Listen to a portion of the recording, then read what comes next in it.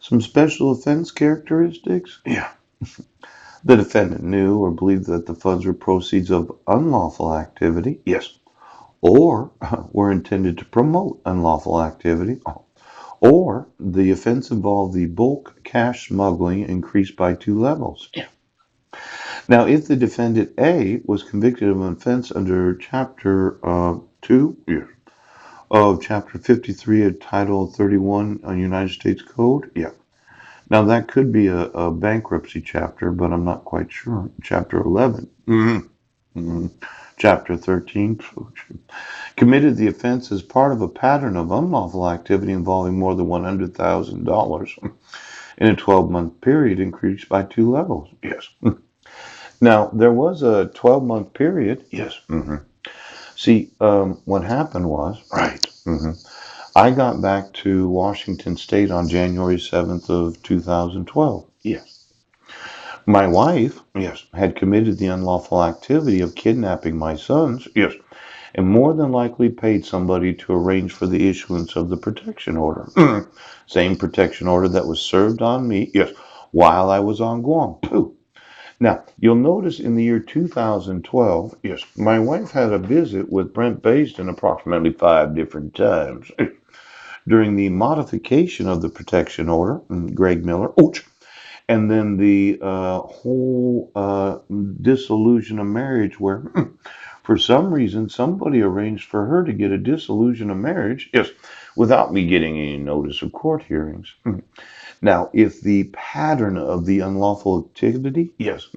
was the bribing of judges, Yes.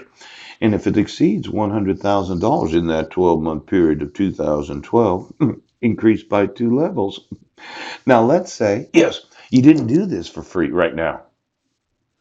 Well, let's look at the amount of money that's been moved in every 12-month rolling period Yes. from the time that you received a bribe to the time that you last received a bribe. So, if in any 12-month period, $100,000. Now, if the defendant knew, number one, or believed that the funds were proceeds of unlawful activity, if Wayne Condit Yes. received any funds from, well, any billionaire that might be a bomber, Ouch. and he thought, well, I'll go to a local credit union where my sister works, Yes. and they just hand him a bag of $100,000. Yes. They think nothing of it. Mm-mm. And he takes that $100,000 and he decides to employ somebody to drive over here Yes. and hand out $30,000 to 3 different individuals, right? And $10,000 that did it for him. Yes. That would be very sophisticated and it would be a special offense. Now, for every individual right now that thinks it's a joke, Yes.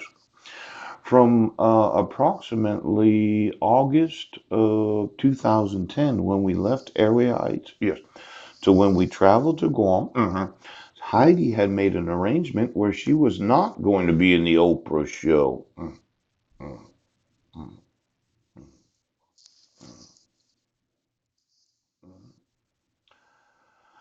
Well, I didn't agree to be in the Oprah show now, did I? Mm-mm. Mm-mm. Well, Heidi did agree, didn't she? Yes. hmm And if you laundered Mm-hmm. more than $100,000 in one 12-month rolling period, Yes. we're going to increase that by 2 levels. Yes. Now, I realized Yes. that while I was on Guam, Mm-hmm. I was out looking for housing. Yes. Benjamin was born on Guam, poop. And then there's a little product called Chromium. Yes. hmm Could you get for me the manufacturers of nanotechnology?